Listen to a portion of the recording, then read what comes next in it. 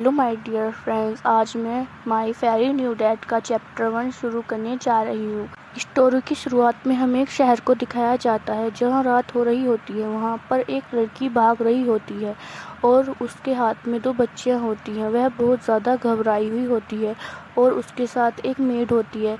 वह भाग रहे होते हैं तो उनके सामने एक नकाबपोश इंसान आता है और वह उन्हें देख के डर जाती हैं और वह उसके ऊपर हमला कर देता है। उस लड़की को दिखाया जाता है जो कि असेसियन के ऊपर किसी स्पेल से हमला करती है और असेसियन मर जाता है।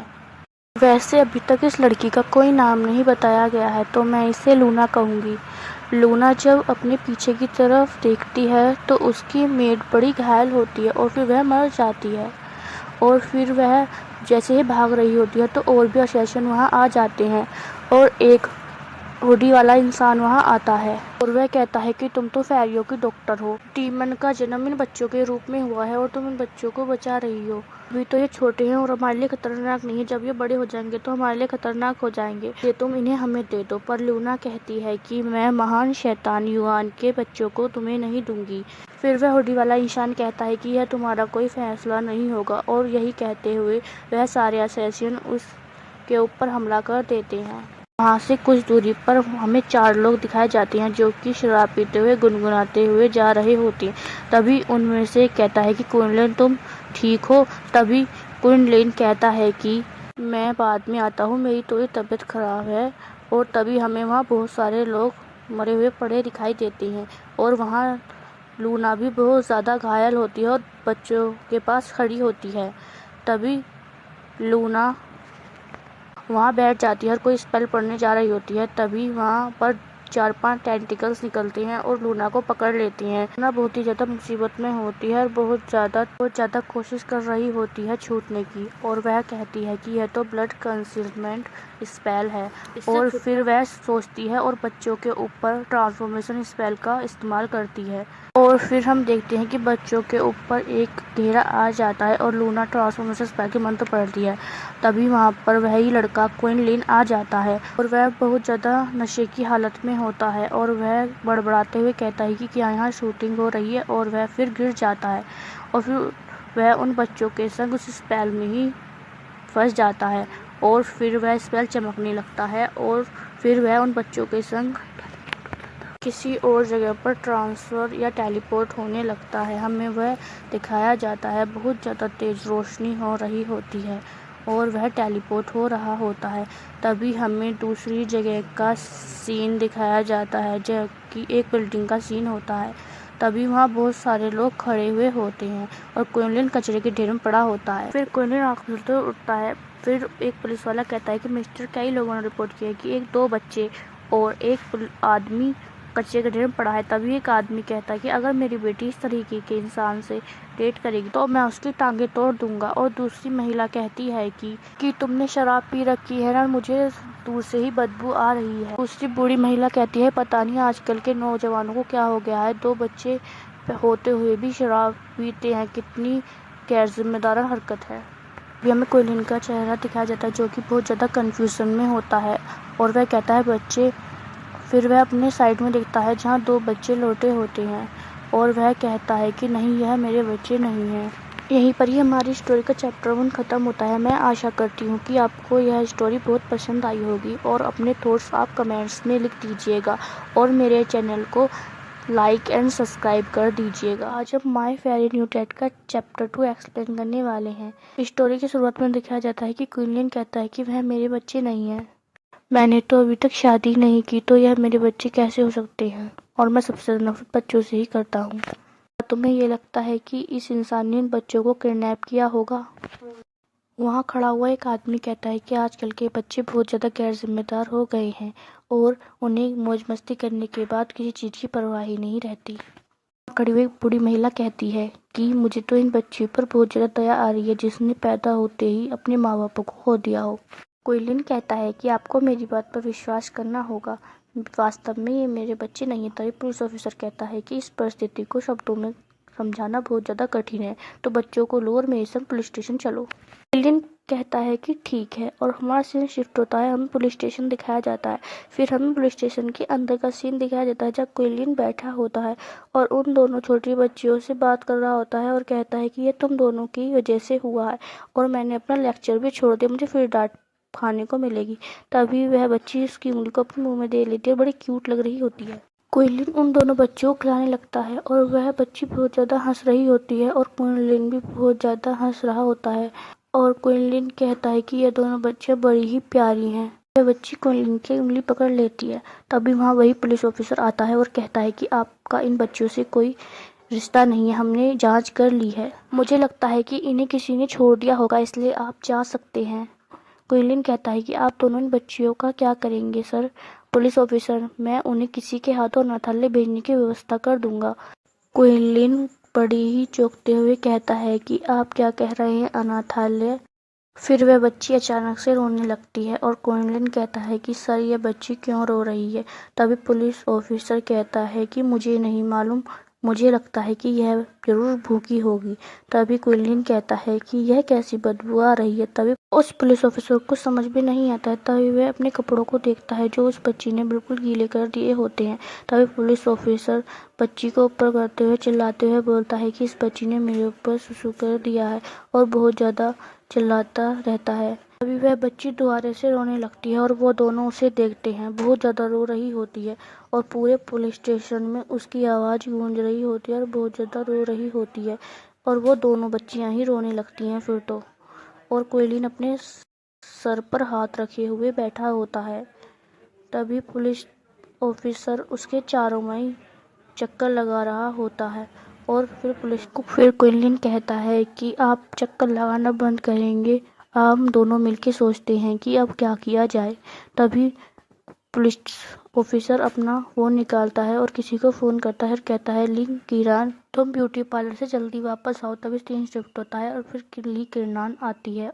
अभी वह पुलिस ऑफिसर से कहती है कि क्या आपने मुझे बुलाया चीफ? ली किरान बहुत ज़्यादा खूबसूरत होती है और उसे क्विलिन देखकर ब्लश करने लगता है। इसी सीन के संग ये चैप्टर आज में माय फेरी न्यू डैड का चैप्टर 3 एक्सप्लेन करने वाली हूँ। हमारा सीन वहीं से दिखाया जाता है जब जी लीरान आती है। उससे पुलिस ऑफिसर कहता है कि उन बच्चों तुम एक बार देख लो। तभी ली जीरान उन बच्चों को जाके पकड़ लेती है और उन्हें गोदी में उठा लेती है और वह उन पुलिस ऑफिसर से कहती है कि बच्चियां इसलिए रो रही हैं कि जरूर पहले को भूख और दूसरे को सुसु लगा होगा। चीफ, क्या आपके पास पाउडर वाला दूध है और डायपर है? पुलिस ऑफिसर कहता है, मेरे जैसे आदमी को यह क्यों चाहिए? तभी क्विलिन भागते हुए कहता है कि मैं उन्हें खरीद के लाता हूँ। तभी ली जीरान कहती है, एक रुक जाओ। ली जीरान उस बच्चे को उठा लेती है और उसे बहुत ज़्यादा प्यार करने लगती है। तभी वह अपना मुंह दूसरी तरफ कर लेती है और वो दोनों उसे देख रहे होते हैं। तभी ली जीरान कहती है कि पाउडर वाला दूध कई तरह का होता है, इसलिए आपको समझ में नहीं आएगा कौन सा खरीदना है। मैं अभी भी दूध पिला रही हूँ, इसलिए मैं यह चीफ, आप मेरे घर पे जाकर बचे हुए डायपर ला सकते हैं? चीफ कहता है, हाँ। तभी ली जीरान कहती है कि मैं इसे दूध पिला रही हूँ, क्या आप और यह दूसरा व्यक्ति थोड़ी देर के लिए बाहर जा सकते हैं? तभी पुलिस ऑफिसर क्विलिन के सर पे मारते हुए कहता है कि तुम क्या देख रहे हो, चलो बाहर चलते हैं। क्विलिन कहता है, जैसा आप सोच रहे हैं मैं उन्हें उस तरीके से नहीं देख रहा था। फिर हमें दिखाया जाता है कि ली जीरान अकेले खड़ी होती है और वह बच्चों को दूध पिला रही होती है और बहुत ज़्यादा खुश हो रही होती है और थोड़ी देर बाद वह कमरे से बाहर निकल के आती है और वो दोनों उसे देख रहे होते हैं। तभी वह चीफ कहता है कि आप दोनों इन्हें अनाथालय ले जाएं। तभी ली जीरान कहती है, ठीक है सर। तभी हमें सीन दिखाया जाता है कि एक सड़क पर गाड़ी जा रही होती है और उसमें ली जीरान और क्विलिन बैठे होते हैं। तभी ली जीरान कहती है, क्या तुम ही क्विलिन हो जिसने इन दोनों बच्चियों को उठाया था? तभी क्विलिन कहता है, हाँ, बदकिस्मती से मैं ही हूँ। कहता है कि मैं तो बस अपने दोस्तों के संग शराब पीने गया था और मेरी ये हालत हो गई। फिर ली जीरान कहती है कि सच में मुझे इन बच्चियों पर बहुत ज़्यादा दया आती है, ये तो बस 3 महीने की ही लगती हैं और उनके माता पिताओं ने उन्हें छोड़ दिया। तभी क्विलिन कहता है कि मुझे लगता है कि तुमने अभी एक बच्ची को जन्म दिया है ना सिस्टर जीरान, तुम घर पर रहकर अपने बच्चे की देखभाल क्यों नहीं कर रही हो? तभी ली जीरान कहती है कि मेरे बच्चे की डेथ हो चुकी है और वह जब 5 महीने के तभी उनकी डेथ हो गई क्योंकि उनके बचपन से ही दिल की बीमारी थी। तभी क्विलिन कहता है कि मुझे आपसे ऐसा नहीं कहना चाहिए था, आई एम सॉरी। मुझे आपके लिए बहुत ज़्यादा दुख है। तभी तभी ली जीरान कहती है कि मैं ठीक हूँ। उसके जन्म से लेकर मृत्यु तक मैं उसके साथ थी। मुझे लगता है कि अगर इन बच्चियों को इनके माता पिता साथ होते तो ये ज़्यादा खुश होती। तभी हमें क्विलिन को दिखाया जाता है जो कि खिड़की से बाहर देख रहा होता है और उसे बहुत ज़्यादा बुरा लग रहा होता है। तभी हमें सीन शिफ्ट होता है और एक जगह को दिखाया जाता है जहाँ उनकी गाड़ी आके रुकती है। वह अनाथालय होता है और उसके बाहर एक बूढ़ी महिला खड़ी होती है। तभी यह दोनों जाकर उन बच्चियों को बूढ़ी महिला को दे देते हैं और वो उन दोनों बच्चियों को अपनी गोद में ले लेती है और बहुत खुश हो रही होती है। तभी वह बच्चियां रोने लगती हैं और बहुत ज़्यादा रो रही होती हैं। हमें दिखाया जाता है कि ली जीरान क्विलिन से कहती है कि तुम अभी भी एक स्कूल स्टूडेंट हो, इसलिए तुम इनका समर्थन नहीं कर सकते, और वहाँ से जाने लगते हैं। मिस झांग इनका बहुत ज़्यादा ख्याल रखेंगी। क्विलिन उन्हें पीछे मुड़ते हुए देखता है और देखता रहता है।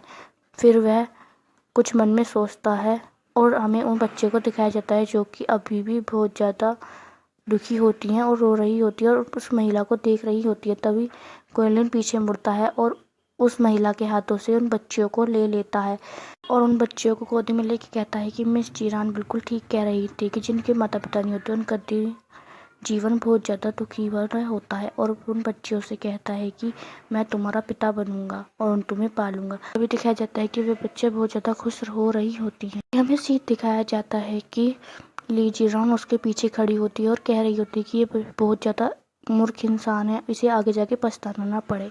इसी के साथ यह चैप्टर यहीं पर ख़त्म होता है। जब माय फेयरी न्यू डेड का चैप्टर 4 एक्सप्लेन करने वाले हैं। चैप्टर 4 की शुरुआत में दिखाया जाता है कि 5 साल बीत गई हैं और हमें एक बिल्डिंग दिखाई जाती है जिसके अंदर क्विलिन सो रहा होता है। तभी दरवाज़ा खुलता है और हमें किसी के पैर की आवाज़ सुनाई देती है और फिर एक छोटी बच्ची को दिखाया जाता है जो कि क्विलिन के पास जा रही होती है और फिर उसे परेशान करने लगती है और क्विलिन को देखकर बहुत ज़्यादा हंस रही होती है। फिर क्विलिन एकदम चीखते हुए उठ जाता है और वह बहुत ज़्यादा हंसती रहती है। फिर हमें दिखाया जाता है कि वह बहुत ज़्यादा ही हंस रही होती है। तभी क्विलिन उसे पकड़कर अपनी गोदी में बैठा लेता है। उससे कहता है कि जीजी तुम मुझे परेशान करने लग गया है।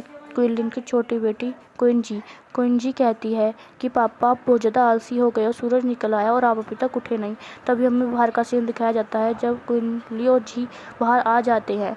तभी उसकी बड़ी बेटी कहती है कि पापा आपका कॉल आया है और इसका नाम है क्वीन यैन। क्विलिन फ़ोन उठाता है और फ़ोन पे बात करते हुए कहता है good morning senior. Qilin shock होते हुए कहता है क्या कहा तुमने, मैं अभी आता हूँ। तभी वह अपनी दोनों बच्चियों से कहता है कि डैडी को काम है इसलिए तुम घर पर ही रहना, डैडी जा रहे हैं और तुम्हारी फोस्टर मॉम जल्दी आएगी, कोई शरारत मत करना और उनका कहना मानना, और अब मैं चलता हूँ। तभी क्वीन एन कहती है कि पापा को जरूर लीना आंटी ने बुलाया होगा फिर से उन्हें डांटने के लिए। फिर क्वीन जी कहती है एक बार हम जाकर देखते हैं तो हमें पता चल जाएगा। फिर वह घर का गेट खोलकर घर से बाहर आ जाते हैं। तभी क्वीन यान कहती है कि क्या तुम्हें रास्ता पता है। तभी क्वीन जी कहती है कि पापा मुझे कई बार यहाँ लेके आ चुके हैं इसलिए कोई दिक्कत नहीं है। तभी वह दोनों हाथ पकड़कर जा रहे होते तभी उन्हें एक बूढ़ी महिला मिलती है जो कि कहती है क्या तुम दोनों खो गई हो, मैं तुम्हारी माँ को ढूंढने में मदद करूँगी। तभी क्वीन जी यैन का हाथ पकड़ते हुए कहती है कि चलो यैन, तुम्हें पता है ना पापा ने कहा है कि अज्जा लोगों से बात नहीं करते हैं। यैन कहती है कि जी रुको, और फिर वह कहती है कि हम माँ को ढूंढना तो चाहते हैं पर हमें भूख भी लगी है इसलिए हमें। तभी वह बूढ़ी महिला कहती है कि दादी तुम दोनों को खाना भी खरीद के देगी और तुम्हारी माँ को भी ढूंढने में मदद करेगी। तभी क्वीन बहुत ज़्यादा खुश हो जाती है। तभी वह कहती है ठीक है। फिर वह बूढ़ी महिला उन दोनों को एक कन्वेंशन स्टोर पर लेके जाती है और वहाँ से बहुत सारा सामान खरीदती है। वे मन में सोचते हुए कहती है कि यह दोनों बच्चियों ने बहुत सारा सामान खरीद लिया है पर इसकी कोई चिंता नहीं है, जब मैं इन्हें बेचूंगी तो इनकी अच्छी कीमत मिलेगी क्योंकि ये बहुत सुंदर और प्यारी हैं। बॉस मुझे इसकी अच्छी कीमत देंगे। तभी हमें दिखाया जाता है कि बहुत ज़्यादा गर्मी हो रही होती है और उस बूढ़ी महिला चल रही होती है और वह बहुत ज़्यादा थक जाती है और वह उन दोनों बच्चों के पीछे पीछे जा रही होती है। तभी वह उन दोनों बच्चियों से कहती है कि तुम्हारी मम्मी कहाँ है, तुम्हें पता है। तभी वह कहते हैं कि हमें ढूंढने के बजाय मस्ती करनी चाहिए।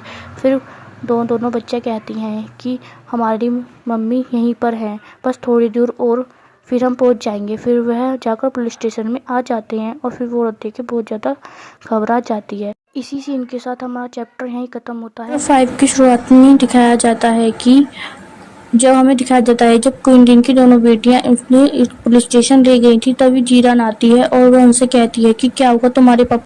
नियन रोते हुए और गले लगाते हुए कहती है कि फोस्टर मदर या दादी हमें किडनैप करके ले जा रही थी।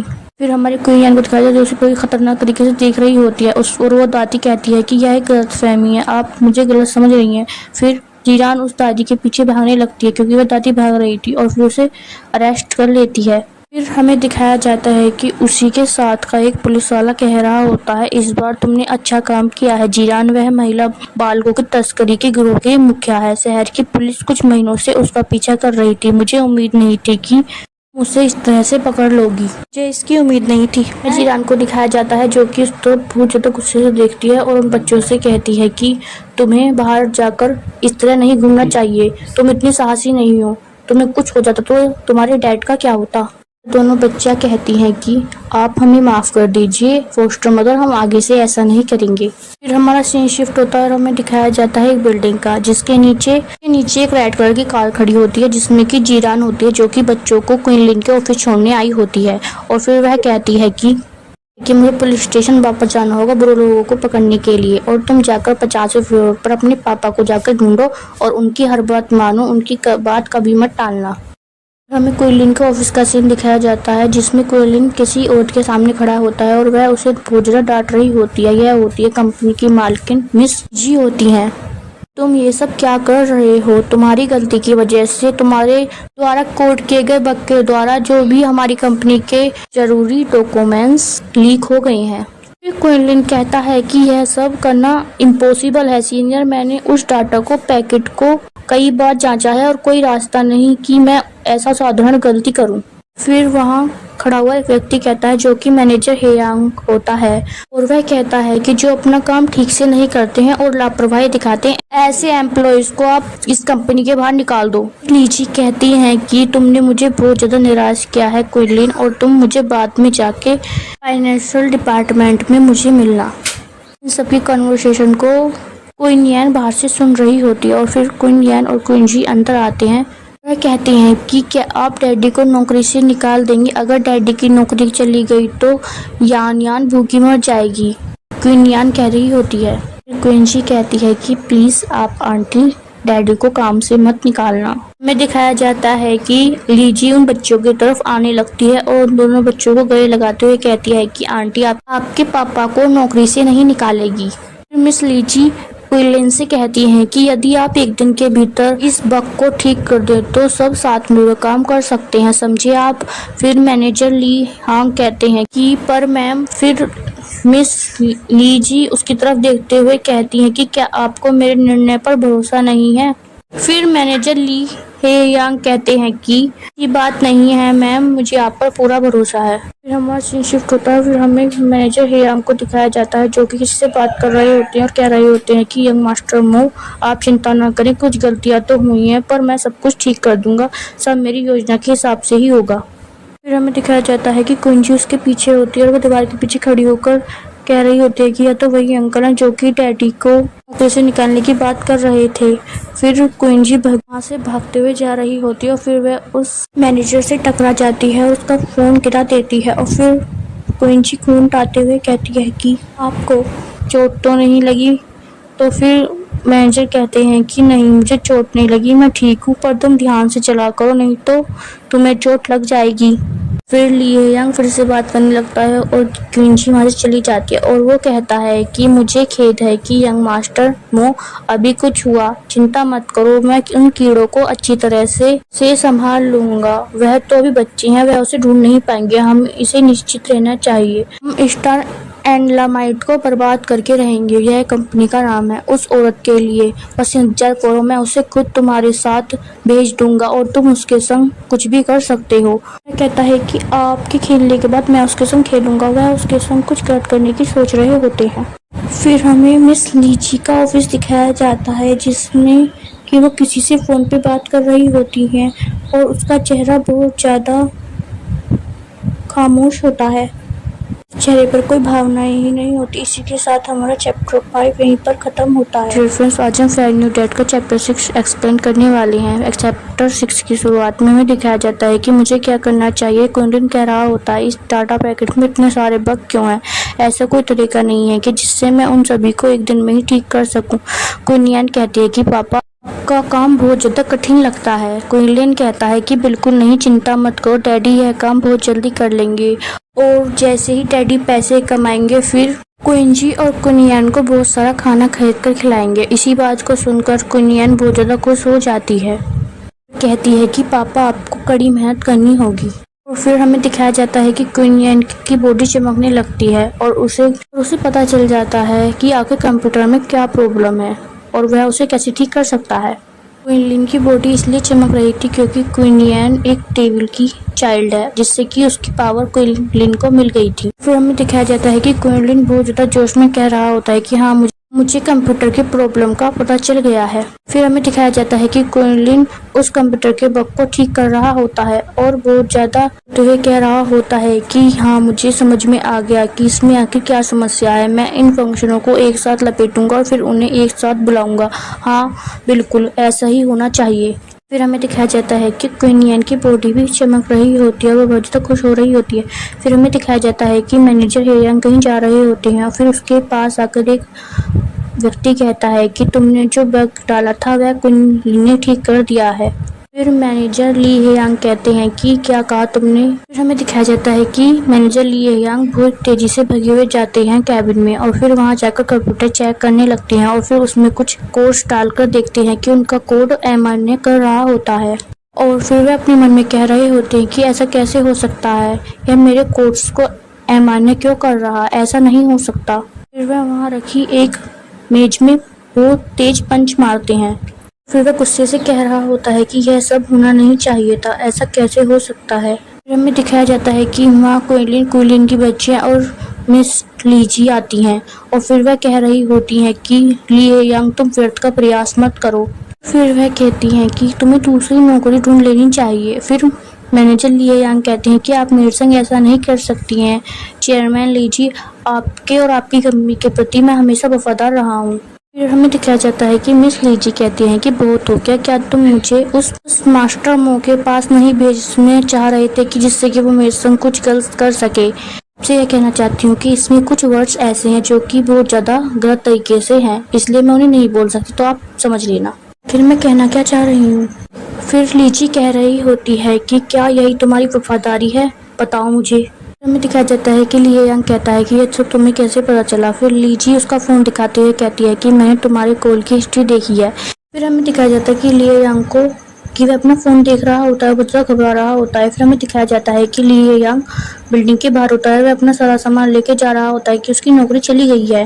फिर ली हेयांग अपने मन में कहता है कि लीजी, तुम देखती जाओ कि मैं तुम्हें बर्बाद करके रहूँगा, जैसा बताओ तुमने आज मेरे साथ किया है, मैं उसका बदला लेके रहूँगा।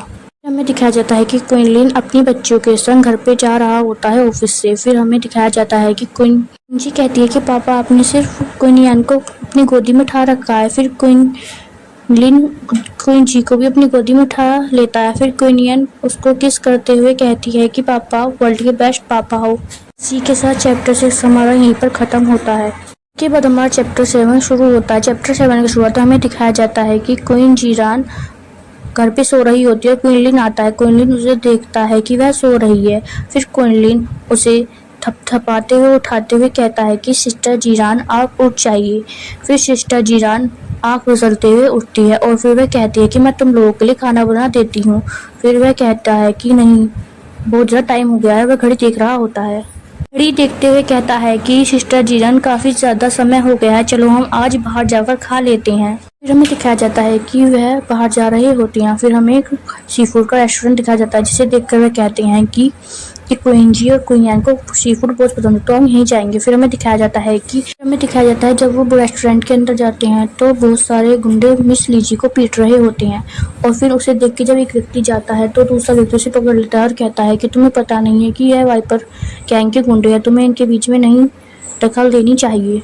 इसे गुंडा मिस लीजी को पकड़ते कहता है कि तुम आप बहुत ज़्यादा सुंदर लग रही हो, तो अगर तुम्हें अपनी जिंदगी प्यारी है तो तुम आज हमारे साथ बाहर चलो। और आज अगर तुम हमारे साथ रहोगी तो हम तुम्हें छोड़ देंगे। हमें दिखाया जाता है कि क्विंटलिन कहता है कि तुम लोग रुक जाओ। फिर हमें दिखाया जाता है कि जीरान मिस लीजी को पकड़ लेती हैं और फिर हमें दिखाया जाता है कि वह वाइपर गैंग का गुंडा उनकी तरफ आते हुए कहता है कि मुझे लगता है कि मेरा आज का दिन बहुत ज़्यादा अच्छा है। मुझे एक और लड़की मिल गई है जिसने की वर्दी पहनी है और वह एक पुलिस वाली, और मुझे वर्दी पहनी हुई लड़कियां बहुत ज़्यादा पसंद है। फिर हमें दिखाया जाता है कि जीरान उसके प्राइवेट पार्ट पे लात मार देती है जिससे कि वह बहुत ज़्यादा चिल्ला रहा होता है और उसको बहुत ज़्यादा दर्द हो रहा होता है। फिर वह कहता है कि तुम सब लोग खड़े क्यों हो, इन्हें जाके मारो और बाहर से और लोगों को बुला लो। फिर वह सारे के सारे गुंडे जीरान की तरफ भाग रहे होते हैं और फिर एक गुंडा जीरान के ऊपर हमला कर देता है। फिर जीरान उसे एक लात मारकर उड़ा के पल्ली तरफ कर देती है। फिर हमें दिखाया जाता है कि जीरान के पीछे से एक और गुंडा लोहे की रोड से वार करने वाला होता है। तभी जीरान उसकी तरफ बड़े ही गुस्से की नजर देखती है और उसे पकड़कर नीचे फेंक देती है। फिर हमें दिखाया जाता है कि वह लोग बाहर से भाग रहे होते हैं और उन गुंडों का लीडर कहता है कि जल्दी करो, भागो कमीनों, और हम और लोगों को लेके यहाँ पर वापस आएंगे। हमें दिखाया जाता है कि कुछ समय बाद वह लोग एक साथ एक टेबल पर बैठे होते हैं। फिर हमें दिखाया जाता है कि मिस लीजी बहुत ज़्यादा शराब पी रही होती है और उनसे क्विंटलिन कहता है कि सीनियर, क्या आप ठीक हैं? आखिर हुआ क्या है, बताओ मुझे। हमें दिखाया जाता है कि मिस लीजी कहते हैं कि क्विंटलिन, अब सब कुछ खत्म हो गया है और कंपनी भी खत्म हो गई है। फिर हमें दिखाया जाता है क्विंटलिन कहता है कि पर यह कैसे हो सकता है, मैंने तो सारे लोगों को ठीक कर दिया था।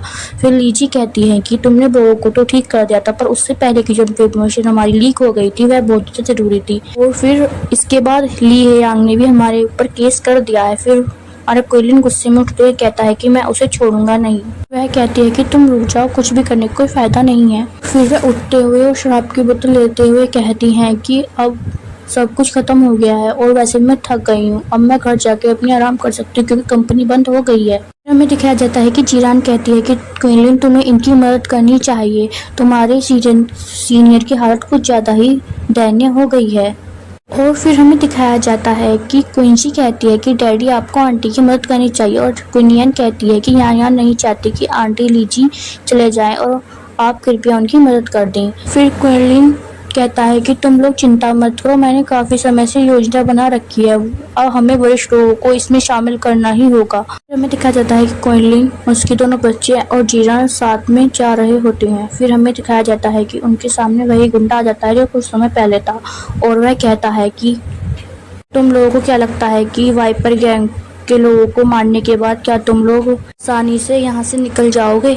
इसी सीन के साथ हमारा 6 और 7 चैप्टर यहीं पर खत्म होता है। रेड की शॉर्ट में हमें दिखाया जाता है कि वाइपर गैंग के गुंडे क्विंटलिन और बाकी सभी को घेर लेते हैं, और फिर जीरान कहती है कि क्विंटलिन रुको, मेरे साथ के लोग आने ही वाले होंगे, मैंने उन्हें फ़ोन कर दिया है। फिर हमें दिखाया जाता है कि वह सभी गुंडे उनकी तरफ बढ़ते हैं और उनमें से गुंडा कहता है कि इन सबको जाके मार दो। फिर हमें दिखाया जाता है कि उनमें से गुंडा जीरान के ऊपर हमला कर देता है, पर जीरान उसकी हाथ को पकड़कर उल्टा उसे पटक देती है और वह गुंडा बहुत दूर जाकर गिरता है। फिर दूसरा गुंडा आकर जीरान के ऊपर हमला करने लगता है, पर जीरान उसके मुंह पे एक लात खींच के मारती है। फिर हमें दिखाया जाता है कि जीरान को 2 गुंडे पकड़ लेते हैं और उसके पीछे क्विंटलिन खड़ा होता है जिसकी तरफ को बहुत सारे गुंडे बढ़ रहे होते हैं, और उसके एक लोहे की रोड होती है जिसे लेके वह खड़ा होता है, और उसके पीछे क्विनियन और क्विंसी खड़े होते हैं और वह बहुत ज़्यादा घबरा रहा होता है। फिर क्विंटलिन देखता है कि जीरान को 2 गुंडों ने पकड़ लिया है और उसे नीचे गिरा लिया है और उसके हाथों को पकड़ लिया है। फिर वह चिल्लाते हुए कहता है कि बहन जीरान, और उसकी तरफ को भागने लगता है, और फिर वह उस दूसरे गुंडे के मुंह पर रोड मारकर वहाँ से भागता है, और फिर वह जीरान को बचाने के लिए वहाँ पहुँचता है, उन दोनों गुंडों के मुंह पे रोड खींच के मारता है, और फिर वह जीरान को अपने हाथों का सपोर्ट देकर उठाता है। फिर वह पूछता है कि बहन जीरान, क्या आप ठीक हैं? फिर वह कहती है कि हाँ, मैं ठीक हूँ। और फिर हमें क्विंटलिन को दिखाया जाता है जो कि बहुत ज़्यादा चौंक गया होता है क्योंकि उसकी बेटी उसे आवाज़ लगा रही होती है, वह कह रही होती है कि पापा। फिर हमें दिखाया जाता है कि वह बहुत ज़्यादा डरी हुई होती है क्योंकि वाइपर गैंग का गुंडा उनके ऊपर हमला करने वाला होता है, पर उससे पहले क्विंटलिन उन दोनों के बीच में आ जाता है। और जो बैट वह उन दोनों बच्चों को मार रहा था वह क्विनलिन के सर में लग जाता है और बहुत ज़्यादा खून बहने लगता है और क्विनलिन की हालत बहुत ज़्यादा खराब होने लगती है। उसके मुंह में से भी खून आता है। गुंडा उसे वह बार बार मार रहा होता है। फिर क्विंजी कहती है कि पापा आप ऐसा नहीं कर सकते हैं। फिर क्विनियन कहती है कि आप बीच में से हट जाइए, नहीं तो आप मर जाओगे। फिर क्विंलिन कहता है कि मैं बीच में से नहीं हटूंगा और तुम्हें जाने नहीं दूंगा। मैंने तुम्हारी आजीवन रक्षा करने की कसम खाई है और मैं तुम्हारा पिता हूँ। फिर वह गुंडा क्विनलिन को दोबारा से आके मारता है और उसकी हालत और ज़्यादा खराब हो जाती है। फिर वह बहुत ज़्यादा दर्द में होता है और उसके मुंह से खून निकलने लगता है और वह कराहने लगता है। फिर हमें दिखाया जाता है कि क्विनलिन और क्विंजी की बॉडी ग्लो करने लग जाती है। क्विनियन और क्विंजी उसको गले से लगाकर बहुत ज़्यादा रोने लगती हैं। फिर हमें दिखाया जाता है कि वहाँ एक गोल्डन सर्कल बनता है और क्विनलिन हवा में उड़ने लग जाता है और फिर वह बच्चे दोनों घबरा जाती हैं। और फिर हमें दिखाया जाता है कि क्विनलिन के पंख निकल आते हैं और वो जो वाइपर गैंग का गुंडा होता है वह बहुत ज़्यादा डर जाता है और कहता है कि यह सब क्या हो रहा है। फिर ईरान कहती है कि क्विनलिन। फिर हमारा सीन शिफ्ट होता है और हमें सिटी का सीन दिखाया जाता है जिसमें कि एक बिल्डिंग पर यूना बैठी होती है और फिर वह कहती है कि क्या अमर शैतान के बच्चे यहीं पर हैं, मुझे महसूस हो रहा है। और फिर कहती है कि यह तो हमारे अमर और महासम्राट की उपस्थिति है। हमें इस लड़की का नाम बताया गया है, इसका नाम क्वीन है, पर मैं इसे यूना ही बोलूँगी क्योंकि मैं शुरू से यूना ही बोलती आई हूँ। फिर हमें एक बिल्डिंग दिखाई जाती है जो कि होता है MOS समूह का मुख्यालय ब्लडी मून। उस बिल्डिंग के अंदर हमें 2 आदमियों को दिखाया जाता है जिसमें कि एक कहता है कि क्या वह प्रकट हो चुके हैं। फिर दूसरा व्यक्ति कहता है कि हाँ, हमने पश्चिमी शहर में शैतान युआन के बच्चों की उपस्थिति महसूस की है और उसके साथ साथ ही अमर सम्राट भी प्रकट हुए हैं। इस सीन के साथ हमारा चैप्टर यहीं पर ख़त्म होता है। मेरी वीडियो को लाइक करें, सब्सक्राइब करें। चैप्टर 9 की शुरुआत में हमें एक इंसान दिखाया जाता है जो कि होता है MOS समूह का मालिक मोलिन और यही इंसान जीरान का एक्स हस्बैंड है। और मोलिन अपने सेक्रेटरी से कह रहा होता है कि आंटी शिन को बुलाओ जल्दी से, वही हमारा ह्यूमन ट्रैफिकिंग का काम संभालती हैं और उनसे कहो कि वह अपने आदमियों को इकट्ठा करके जल्दी से उन छोटे बच्चों को ढूंढे। फिर उसका सेक्रेटरी कहता है कि आंटी शिन आज 2 लड़कियों को किडनैप करने गई थी और वह उस चीज़ में असफल हुई और उन्हें पुलिस ने पकड़ लिया। और फिर वह कहता है कि हमें उन्हें बाहर निकालने के लिए कोई रास्ता सोचना पड़ेगा। फिर मोलिन कहता है कि कोई ज़रूरत नहीं है, बस किसी और आदमी को भेज दो और इस सब झमेले से उन्हें खुद ही निकलने दो। फिर हमारा सीन शिफ्ट होता है और हमें बहुत पुरानी इमारत का सीन दिखाया जाता है जहाँ पर बहुत सारे लोग ड्रैगन की पूजा कर रहे होते हैं। वहाँ एक व्यक्ति दिखाया जाता है जो कि सिंहासन पर बैठा होता है और वह और कोई नहीं कुलिन संप्रदाय का प्रधानाचार्य होता है। और वह जिस ड्रैगन की प्रतिमा की पूजा कर रहे होते हैं वह अचानक से हिलने लगती है और फिर हमें दिखाया जाता है ड्रैगन को। फिर हमें दिखाया जाता है कि वह ड्रैगन अपना मुंह खोल लेता है और चारों तरफ धुआं होता है उसके और वह घूमने लगता है और फिर वह अपने मुंह में से एक बॉल वहाँ रखिए एक स्टैचू के अंदर डालता है जो कि एक मेंढक का होता है। और फिर हमें दिखाया जाता है कि वह लोग जाकर कुलिन संप्रदाय के प्रधानाचार्य से मिलते हैं जिनका नाम ताई यांग होता है। फिर हमें दिखाया जाता है कि कुलिन संप्रदाय के सबसे बुजुर्ग मास्टर जिनका नाम होता है ताईबाई कहते हैं कि प्रधानाचार्य अमर और शैतान युआन के बच्चों के दक्षिण पूर्व कैथियन में होने की संभावना पाई गई है। प्रधानाचार्य ताईयांग कहते हैं कि दुनिया भर की साधना संप्रदाय और स्कूल अमर और शैतान युआन शिष्यों के प्रकट होने के बारे में सुनते ही तुरंत प्रतिक्रिया देते हैं। और फिर वह कहते हैं कि ताईबाई तुम कुछ लोगों को अपने साथ ले जाओ और अमर और शैतान के शिष्यों के बारे में कोई भी सुराग मिले उसे इकट्ठा करो और इस बार ध्यान रखना कि कुलिन संप्रदाय अन्य संप्रदायों के साथ मिलकर इसके लिए प्रयास करेगा। फिर हमारे सीन शिफ्ट में दिखाया जाता है कुलिन के पंख निकल आते हैं जिन्हें जीरान देख रही होती है। फिर हमें दिखाया जाता है कि वह पंख व्हाइट कलर से पर्पल कलर में बदलने लगते हैं और उसकी आंखें भी पूरी पर्पल कलर की हो जाती हैं। और फिर हमें दिखाया जाता है कि वह बहुत ज़्यादा चिल्ला रहा होता है और उसके दांत भी बाहर आ जाते हैं। इस तरीके से बहुत ज़्यादा खतरनाक लग रहा होता है। और फिर हमें दिखाया जाता है कि कुलिन बहुत तेज़ी से उड़ता हुआ उन गुंडों की तरफ जाता है जिससे कि वह उनके ऊपर कूद जाता है और फिर उन्हें बहुत ज़्यादा मारने लगता है। फिर हमें दिखाया जाता है कि जीरान उसे पीछे से रोक रही होती है और कहती है कि क्विनलिन तुम शांत हो जाओ, पर क्विनलिन किसी की भी नहीं सुनता है बल्कि वो जीरान को दूर फेंक के मारता है और फिर वह और ज़्यादा चिल्लाने लगता है और फिर और ज़्यादा उन गुंडों को मारने लगता है अपने पंखों से। और वह जो गुंडों का लीडर होता है उसकी हालत बहुत ज़्यादा ख़राब होती है और वह बहुत ज़्यादा डर रहा होता है। फिर हमें क्विलिन को दिखाया जाता है जो कि बहुत ज़्यादा गुस्से में लग रहा होता है और फिर वह उस गुंडे की तरफ जाने लगता है और वह गुंडा बहुत ज़्यादा घबरा रहा होता है और फिर वह उस गुंडे के पास जाकर उसके मुंह पे एक घूंसा खींच के मारता है और फिर वह गुंडा बहुत ज़्यादा घबराता है और पीछे की तरफ जाने लगता है और फिर हमें दिखाया जाता है कि जो क्विलिन के गले में जो लॉकेट होता है वह चमकने लगता है। फिर उसके बाद उसकी शक्तियाँ जो होती हैं वह ख़त्म हो जाती हैं और वह शांत हो जाता है और फिर वह अपने आप नीचे गिरने लगता है और वह बेहोश होने लगता है। फिर हमें दिखाया जाता है कि क्विलिन पूरी तरीके से बेहोश हो गया होता है और इसी के साथ हमारा चैप्टर 9 यहीं पर ख़त्म होता है। मेरी वीडियो को लाइक करें, सब्सक्राइब करें और कमेंट करना ना भूलें।